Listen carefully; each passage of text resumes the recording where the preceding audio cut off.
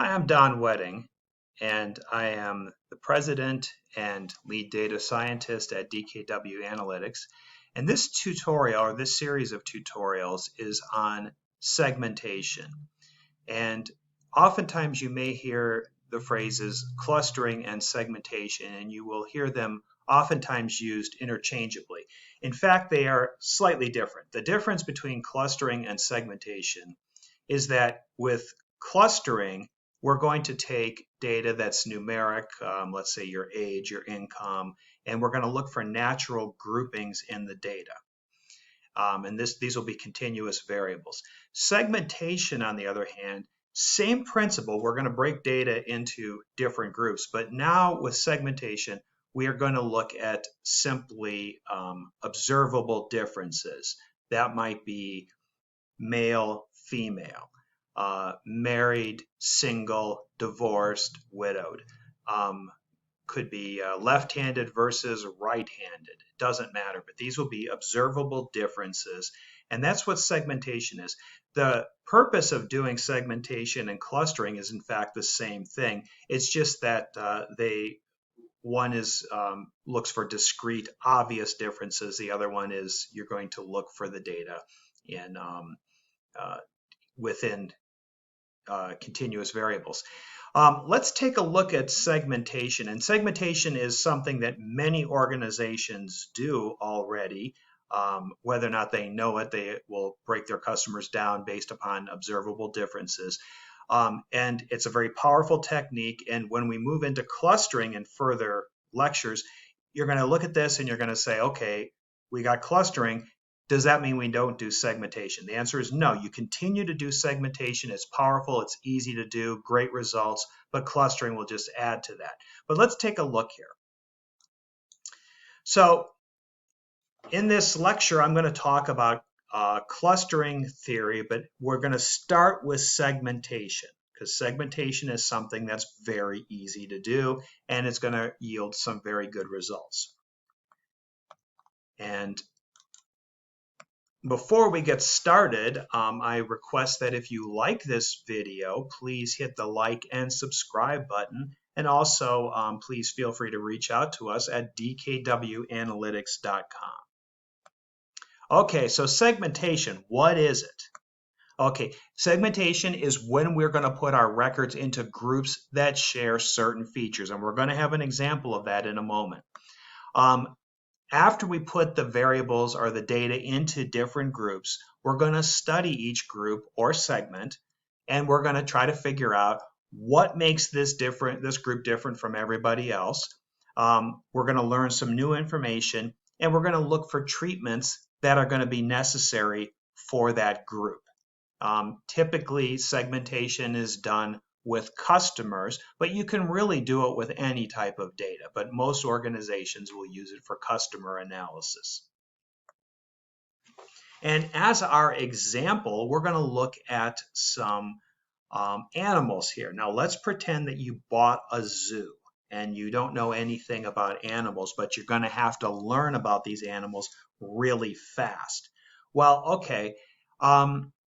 One way to do it is to put the animals into different groups or segments and try to figure out what characteristics do these animals have in the group versus the entire population. So let's see.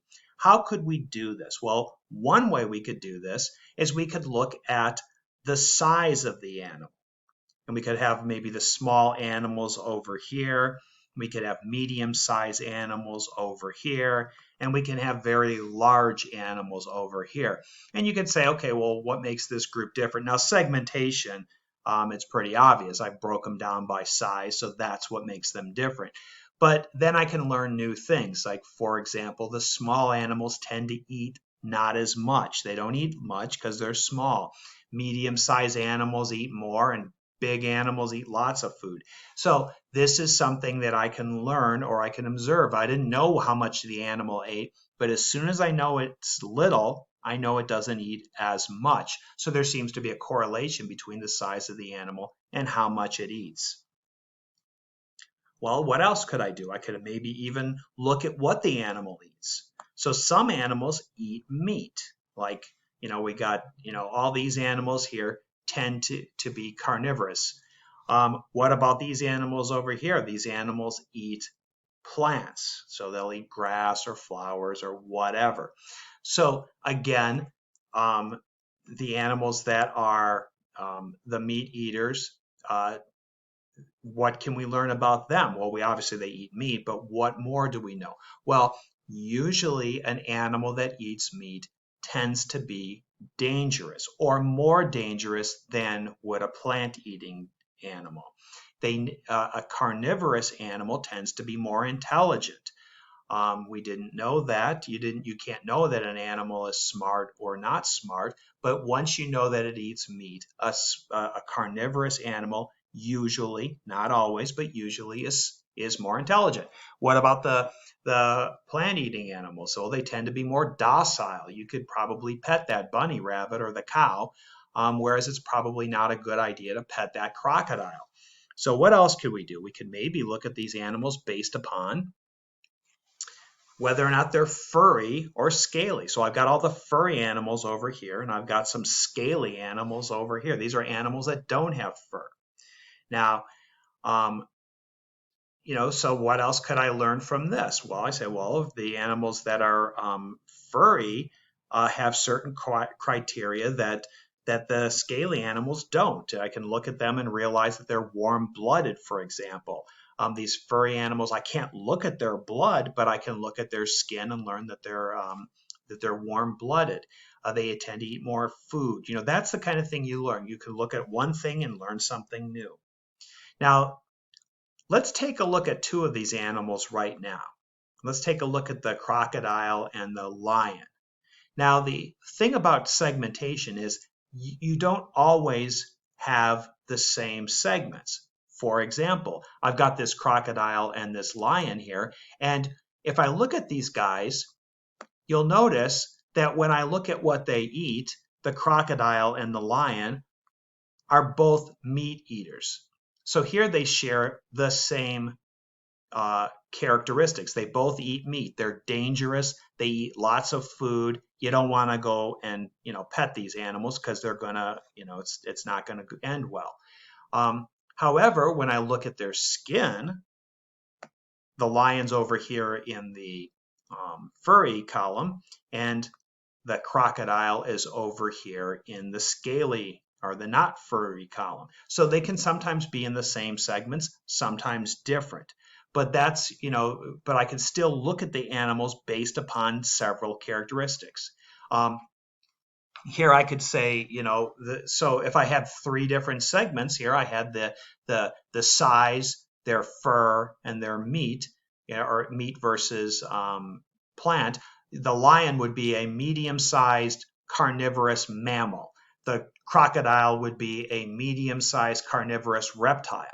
The bunny rabbit would be a small plant-eating mammal. So that's, I don't really know much about these animals, but once I know just three simple segments, I know a lot about them. I can say, small plant-eating mammal is probably something that I could put in a pet shop and sell. Whereas a large carnivorous reptile, maybe not so much. But let's take a little bit more. Let's look a little bit closer at these, at the furry versus not furry. But you would do what I'm about to do here, you would do for all the segments. So let's start off by looking at our friends, the mammals here. Okay, so first of all, I'm going to have here, I know that they're furry animals, and I'm going to now learn something new. For example, I can see that these furry animals are warm-blooded. Okay, now I don't know that, I can't see that, but however, once I look at all the furry animals, I notice that I don't have to bring the furry animals inside when there's a foot of snow on the ground. They seem to survive very nicely out in the cold because they're warm-blooded. Now I can't look at their blood, but I can look at their skin and I can say they're furry, so therefore I learn something new about them which is not observable. What about things, something else I notice? Well, some of the animals lay eggs and some of them don't lay eggs. The interesting thing is, as soon as I realize that you are a warm-blooded mammal, you don't lay eggs. Okay? Your babies also will drink milk. And also, if you are a mammal, you tend to be more intelligent than a reptile. Mammals are more intelligent. They have their babies drink milk. They don't lay eggs. They're warm-blooded. I also learn about treatments here. What kind of treatment do I have? If I owned a zoo, mammals, because they're warm-blooded, tend to need more food because it takes a lot of energy to keep your body warm. Also, your babies, if you are a mammal, your babies need to be taken care of. Now, here's something interesting. Let's take a look at this guy right here, this platypus. The platypus is a mammal that can lay eggs.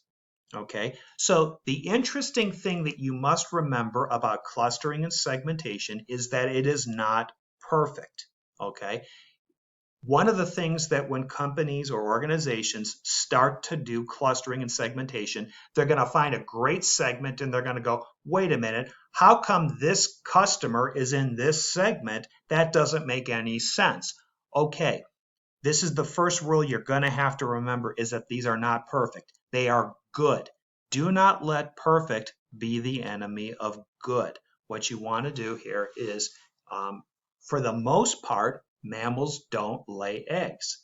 So that's something that you can know and be right most of the time. And as a company or an organization, being right most of the time with your segments is good enough. You can make a lot of money being right most of the time. Now, obviously, there's other things that you can't be right most of the time. You have to be perfect, but customers are not one of them. If you get most of the good customers, you're going to make a lot of money.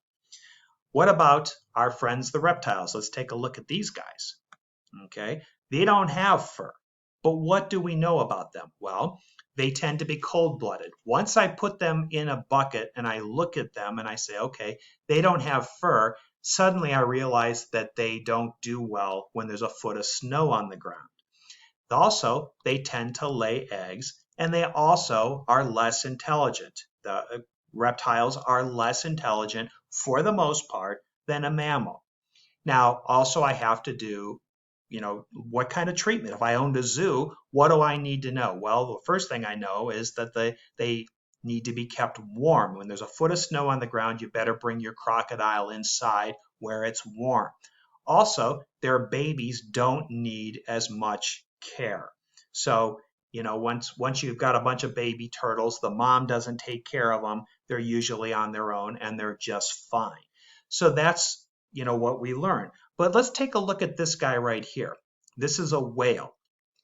Now, a whale is a mammal. He should have been in the other bucket, but he doesn't have any fur. Actually, whales do have fur, but it's hard to see it. So I might accidentally put people in the wrong cluster because maybe the data in the database is wrong or it's not easily observed. Who knows? But sometimes you will put people in the wrong bucket. That's okay. Again, you cannot let perfect be the enemy of good. So sometimes your segmentation's not perfect, but that's okay. If it's mostly right, you're going to make a lot of money. What about this guy over here?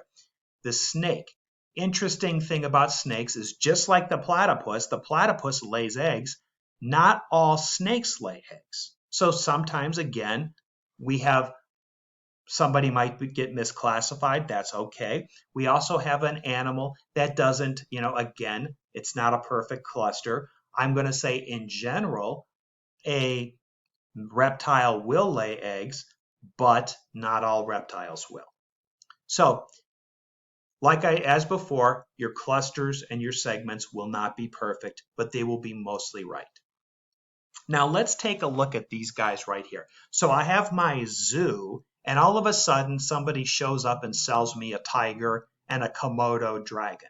Now I don't know anything about animals, remember? Now people are going to say, well, tell me about this tiger and this Komodo dragon. I don't know anything about them, but what can I learn? I suddenly say, well, this is a tiger, and this tiger has fur. And then let's say I don't know anything about him, but I can take a pretty good guess because he's got fur just like these guys. So if somebody says to me, what do we do with the tiger? Well, I'm going to say, well, he's probably warm-blooded. He doesn't lay eggs. His babies drink milk, and he's probably pretty intelligent. So, you know, that's what I know about him. And also, if I had to create a treatment schedule for this tiger, I would probably say he's going to need lots of food. And if you know, he shows up with Mrs. Tiger and they have some babies with them, the babies will need some care. So this is what, you know, this would be a treatment. So this is, again, the same thing with your customers. You get some new customers walking in the door and you don't know much about them. You're saying, well, I don't know what these customers want, but I know that this customer is female and she's married and she has bought this products when she, you know, when she was with a previous competitor. We can probably guess what kind of services she'll need with our insurance company or whatever. So that's the same principle here. But what about our friend the Komodo dragon? Same principle here. He has the same characteristics as these guys. He's a reptile. So he's probably cold-blooded, he probably lays eggs, and he's probably less intelligent than a mammal is.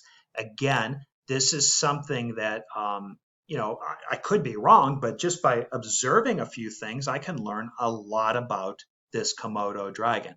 And if somebody says, well, what do you do with this Komodo dragon? Well, I'd say, well, I'll probably keep him warm. And, you know, if you know, the Komodo dragon turns out to be female and lays eggs and has a bunch of babies, they probably won't need to be taken care of. Just feed them and they're going to be just fine.